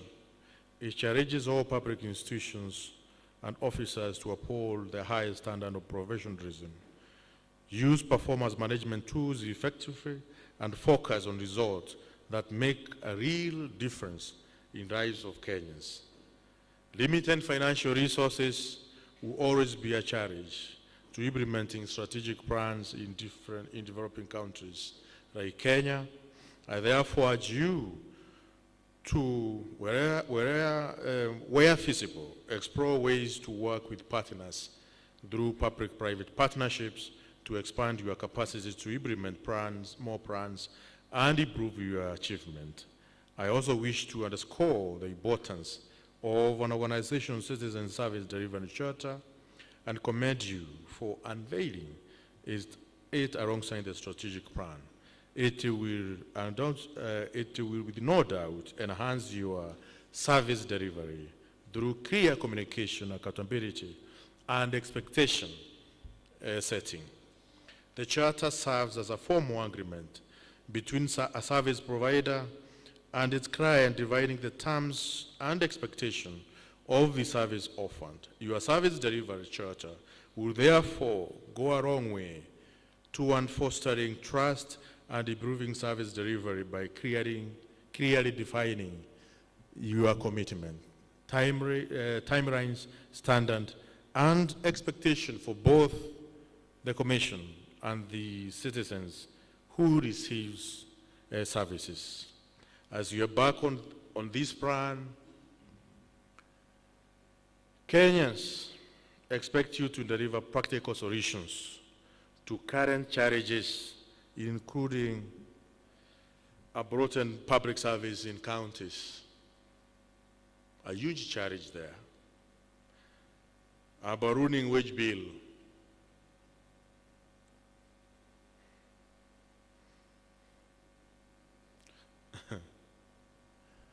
I'm a school of thought that we can manage the wage bill if all of us we set to increase the productivity.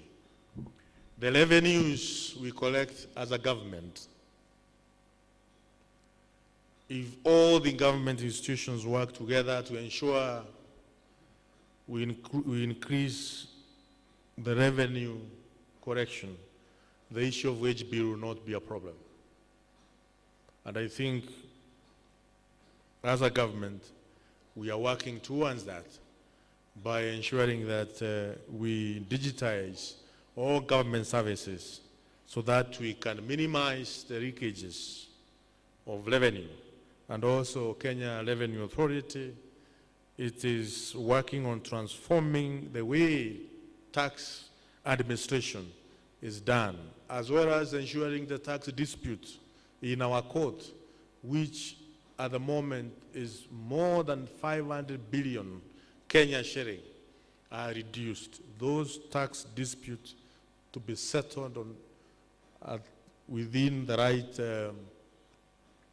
time, more efficiently.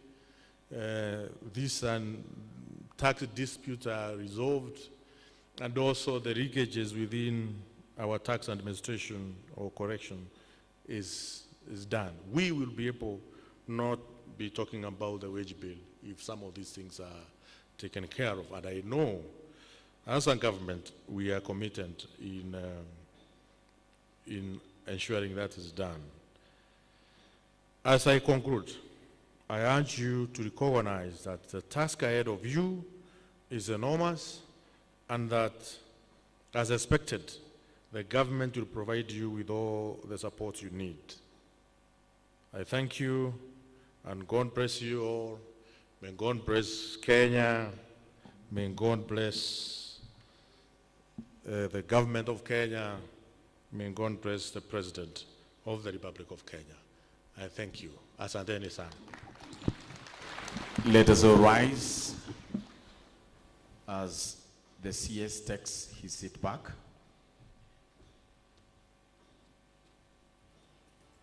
And we are not going to sit because this is the moment we've all been waiting for. Ladies and gentlemen, today, as we stand, the Public Service Commission proudly launches its Service Delivery Charter, our firm commitment to timely, transparent, and citizen-centered service. The Charter clearly sets the standards you should expect from us and strengthens our accountability to the public that we serve. And now, to the countdown. Are you ready? In 5, 4, 3, 2, and 1. A big hand, ladies and gentlemen, as we launch the service charter, and we continue standing as we watch the video.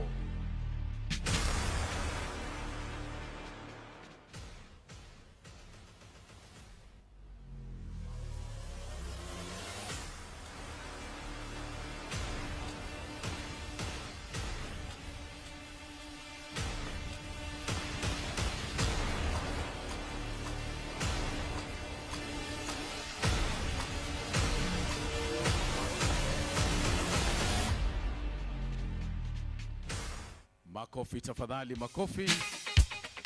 That is how we launch the Service Delivery Charter. And now allow me, with all humility, to invite on this other side, the chief guest, Waziri, on this side of the strategic plan launch, accompanied by all commissioners and also the Auditor General as we launch the strategic plan.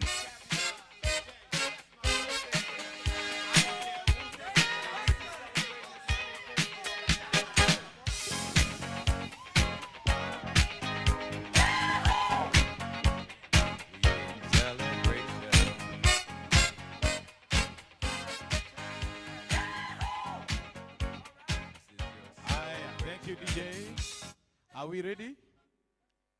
We are not yet ready. All right. Please switch on your goosebumps, ladies and gentlemen.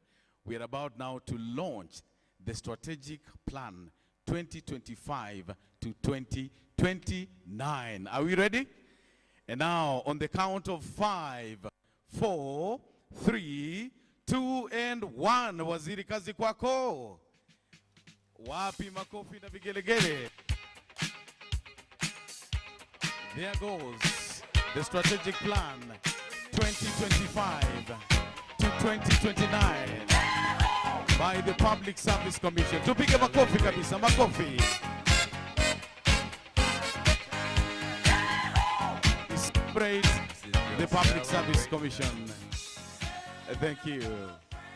Thank you. And now I invite Waziri and the Vice Chairperson to come here at the center as the Vice Chairperson now hands over the strategic plan to Waziri. Wapi makofi. Makofi mazuri. I also want to invite all the other commissioners now to join in. Hapa mbele tu. Hapa mbele, yeah. Everyone to have a copy, and then we stand up mbele. Thank you for the pyros. Thank you. Let's get a copy, kila moja, and we pause for a photo. All commissioners. Mountains, cross the greatest oceans, walk across and we must smile, all of us, is a big thing. You feel defeated, falling on your knees and looking up for some hope tonight. You try to stand up, but you throw your hands up like you no longer have the strength to fight. 'Cause you've seen too many sunsets, too many days ending in the darkest night. Thank you very much. Thank you all other commissioners. Please take your seats. But allow me to invite Waziri now on stage. Waziri, welcome to the stage together with the Vice Chairperson and the CEO. Please come over to the stage now. Waziri, VC, and the CEO. As I now invite various agencies to now pick their copies. The rest, we can take our seats, kindly. On your own, you never know, you never know. If you believe you can move the highest mountains, cross the greatest oceans, walk across the water. Believe you can move the highest mountains, cross the greatest. Asante DJ, asante. Now we are going to distribute these copies to various agencies. So allow me now to invite first Housing and Urban Development. The representative, please come to this side, pick your copy. Housing and Urban Development, where are you? Followed by the Parliament of the Republic of Kenya. Please come. If you're not here, we proceed. Number 3, allow me to invite NLC, National Land Commission. Representative, please come.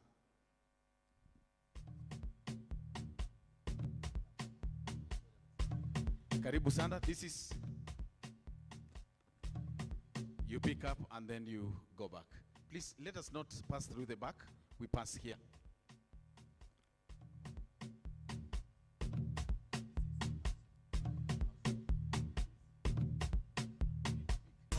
Our National Land Commission is now picking. Congratulations. And next now is Housing. Asante sana. Let's also have IPOA. Please, where are you? IPOA.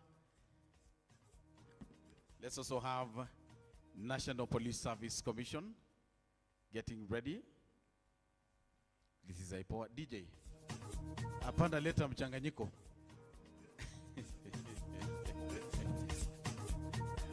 That is IPOA receiving. And next is National Police Service Commission. Let's also have EACC, followed by NCPWD.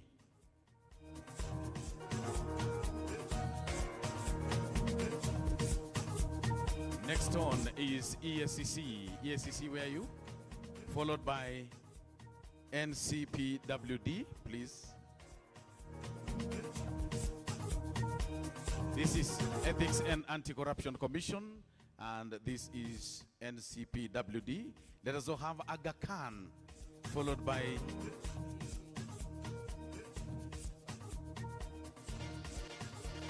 let's also have Aga Khan, CAJ, and IEBC. Aga Khan, CAJ, and IEBC.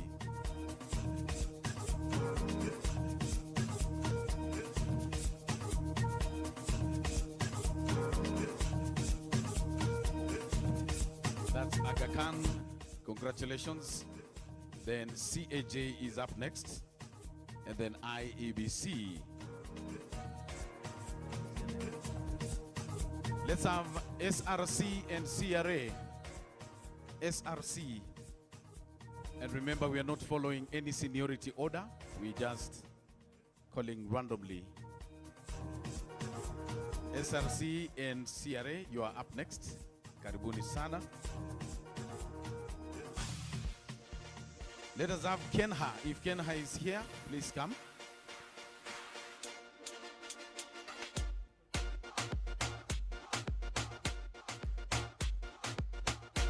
Controller of Budget, karibu sana on stage.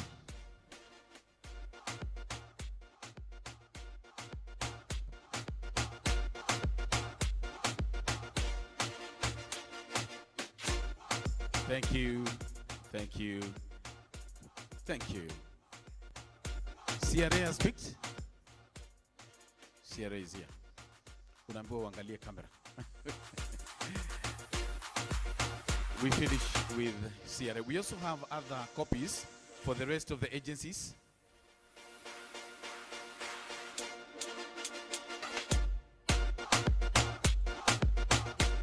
Allow me, as we conclude, to just call State Law Office and ELF Africa to pick, and then the rest of the agencies, because we are many, we are going to collect our copies from that desk immediately we are done. Now we conclude with State Law Office and ELF Africa. Karibuni sana.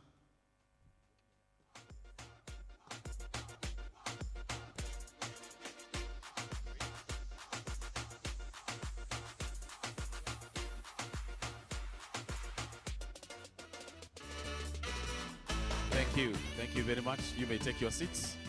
Waziri, thank you. Vice Chair, thank you. CEO, thank you. And thank you, everyone. The rest of the agencies are going to pick their copies after this particular event. As we draw to the close of this beautiful launch, ladies and gentlemen, now I invite Commissioner Dr. Francis to move vote of thanks briefly. Karibu sana.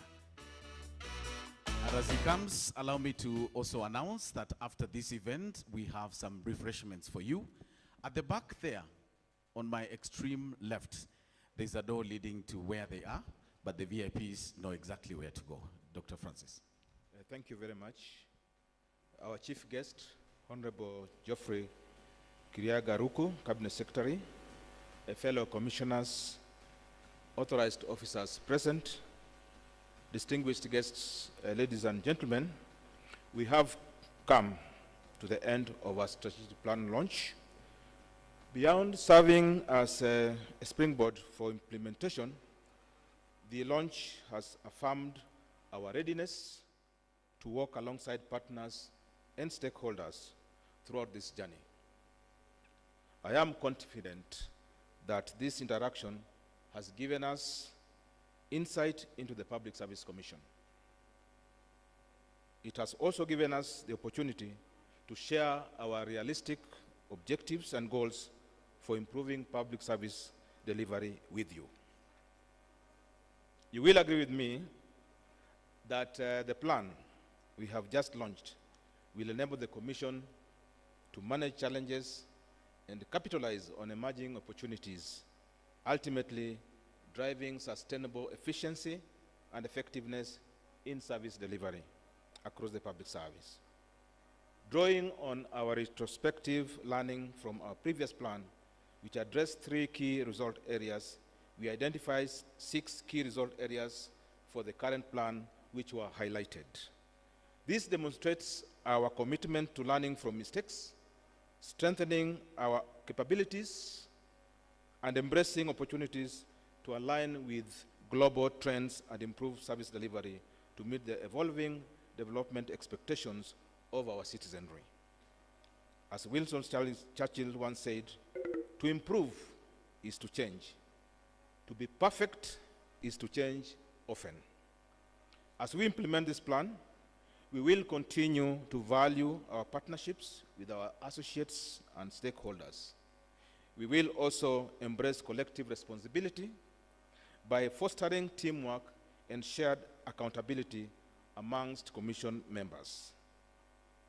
In the spirit of collaboration, we sincerely appreciate you all, our distinguished guests, for taking time to join this launch event.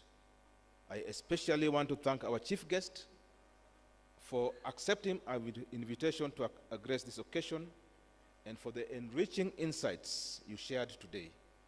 I also want to appreciate the representatives from sister commissions, authorized officers, human resource development officers from various MDAs, and other representatives from institutions within the Public Service Commission purview. I thank the Public Service Commission fraternity, especially the team that worked tirelessly to ensure the success of this event. I want to assure all of us that this launch is just the beginning of a series of activities that will ensure the successful implementation of the strategic plan.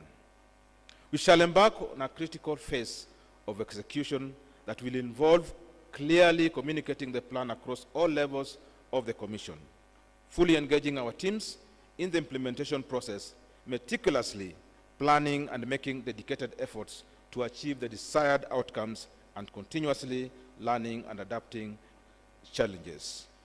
As you may already know, these steps are vital to bridging the gap between the envisioned future and the current reality of our public service. Finally, I wish to reiterate that the launch of this strategic plan is fundamental to the Public Service Commission's success, providing a clear roadmap, enabling adaptability, and promoting a unified approach towards achieving its ultimate vision and mission. I wish us all a successful implementation of the plan. God bless us as we break for the day. God bless Kenya. God bless the Public Service Commission. Thank you. Thank you very much. Let us all rise as we take the Kenya National Anthem.